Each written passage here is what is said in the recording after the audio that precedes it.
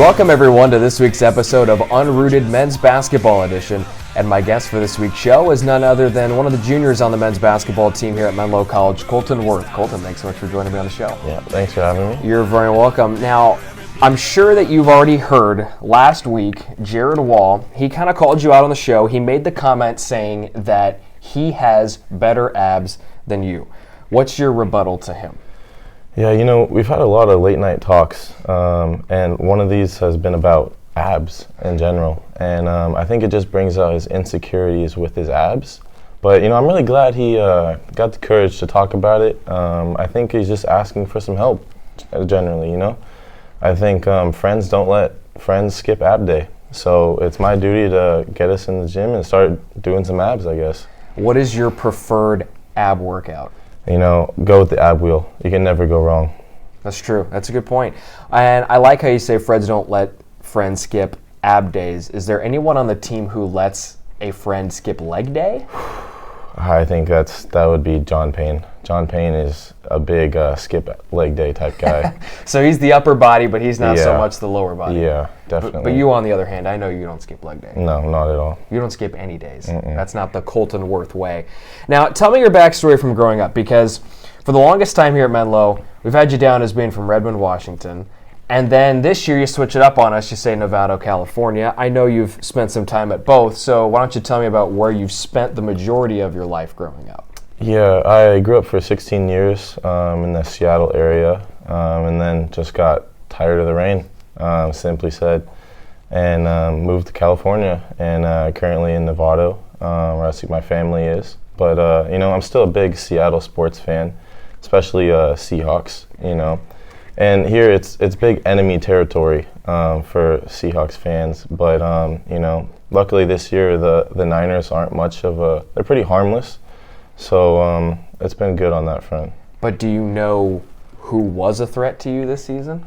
Yeah, we're gonna not talk about the playoffs during this. Yeah, I think we should talk about. I think it's a sore subject. The funny thing is I'm wearing a lime green shirt here during this interview, so really you could say that I'm a Seattle Seahawks fan based off of that, but you know who I go for. Yeah. So. That's tough.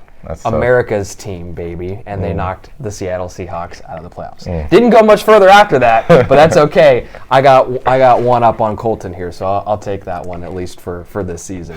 Now let's talk a little bit about the team here. Menlo split the most recent road trip, but you got the second GSAC win of the season. What do you notice that's starting to come together with this team?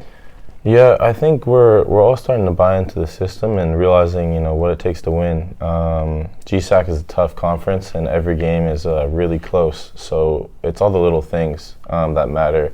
In the last two games, we've taken multiple charges in both games and dived on the floor and just done the little things it takes to win. So I think we need to keep doing that. Yeah, one of those really close games was a loss on Saturday to number 21 Arizona Christian, a game that was a huge shootout with nearly a combined 200 points in the contest. I think it affirms, though, that Menlo can score with anybody in this very competitive GSAC. Why is this team able to beat a variety of different defenses? I think with our motion offense, we're able to make reads against many different defenses, and there's not one defense that works against us. So we're that, and then we have a ton of scores. I think we have a lot of guys who can step up and knock shots down, and especially having Charles Neal back, it definitely helps our offensive front. It certainly opens everything up, and now it seems like John Payne is back to being a focal point of the offense. He always has been, but now he's getting more touches, he's scoring more. What have you noticed from his game that's really taken off as of late? Yeah, I think John, everyone on the team knows what he's capable of. Recently into the 1,000-point club for Menlo. He is just one of the best finishers, if not the best finisher in GSAC. And, we'll continue to be successful if we continue to feed him. So, yeah. Now the Oaks are back on the road this weekend. A big rematch against number 19 Hope International down in Fullerton on Saturday. You almost pulled off an upset earlier this year at home. You did pull off an upset last year on the road. What's it going to take to pull off an upset this time around?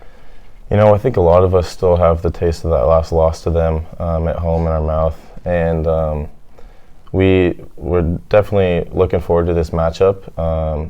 Last time we played at their gym, we beat them. Big game when they were ranked. We're looking forward to doing the same. It'll be a defensive showdown. I think both of us are the top 2 defensive teams in the league, and we're looking forward to it. Should be a lot of fun against the 19th ranked Royals on Saturday. All right, Colton, let's get into the final segment of the show. It's called Brownie Bites. I'm going to ask you 3 off-the-wall questions. Give me your best answers. Question number 1. Which teammate is most likely to wear a costume with fake abs? I think I'd have to say Henry Cornelius.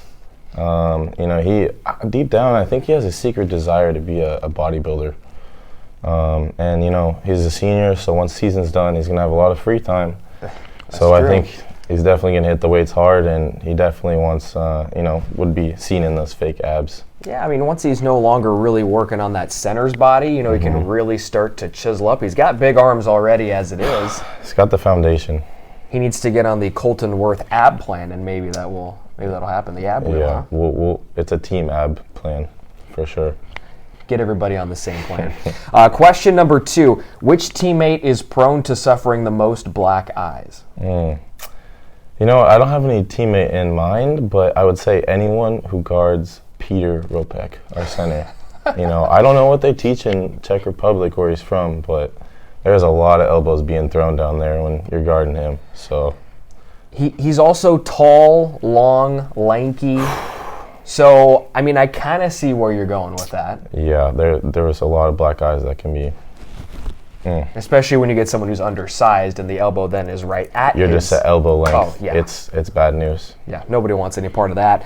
And then question number 3, which teammate is the worst to watch a professional sporting event with, in person? See, this is the easiest question so far. Okay. This is no doubt Jared Wall.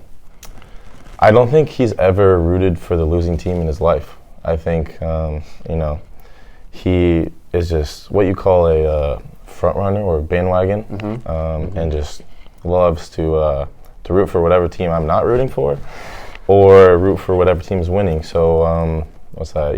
The Patriots or Rams. I don't think he's decided yet. Yeah, we talked about this last week on the show, and he said that he was going to be rooting for the winners of the Saints-Rams game and the Chiefs-Patriots game. So whoever was going to win. So that's actually a good point. So if you're a neutral fan, you're not really neutral because New England's in the Super Bowl. You're going for maybe I don't know because the Rams are in it. So who are you rooting for? As a Seahawks fan, you cannot like Tom Brady after what they did to us. So anyone versus Tom Brady, I'm rooting for. So you are going to pull for the Rams in the Super Bowl. Okay. So Jared's going to pick New England. If they win. So he would agree with you then in the other instance. Yeah. It'll be an interesting thing to find out. We'll let you know. Okay. He should just root for Cincinnati and just get it over with, but one day. Colton, thanks for joining me on the show. I appreciate it. And I want to continue the tradition set by Jared Wall last week. I do have a Seattle Supersonics jersey right here. But I don't want to part ways with this. I like this. Please don't. So I have a little gift, a limited edition Kevin Durant rookie card. Oh my! Wow! With the Supersonics. Now this is pretty cool. Topps action, 50th anniversary. Good stuff. A lot of things need to happen in this world, and Seattle getting a basketball team is pretty top on that list. That's true. They are at least getting an NHL team. So that's something. Do you think the NBA will move back? I do think so in the next year or two. Year or two? You're going quick. Do you think the announcement in a year or two, or do you think they're actually going to be... Probably announced. Things take time. Okay. It'll be announced now, and then 2025 it'll be happening, but we'll see. We'll see. Bring them back for Colton Wirth and maybe for Kevin Durant to get back to Seattle. Colton, thank you very much. Yeah, thanks folks. For having me. You're welcome. The men's basketball team, they're down on the road this weekend. A big rematch against number 19 Hope International in Fullerton. That one on Saturday afternoon. They'll be back home the following week to take on the Masters University and Westmont College. here inside Haynes Brim Pavilion. We invite you to tune into next week's episode of Unrooted Men's Basketball Edition when Colton Wirth will select the next interviewee by me, Brian Brownfield, right here on the show. Until then, we'll see you next time. Take care, everyone. We all just wanna be big rock stars and live in hilltop houses driving 15 cars. The girls come easy and the drugs come cheap. Well, I'll stay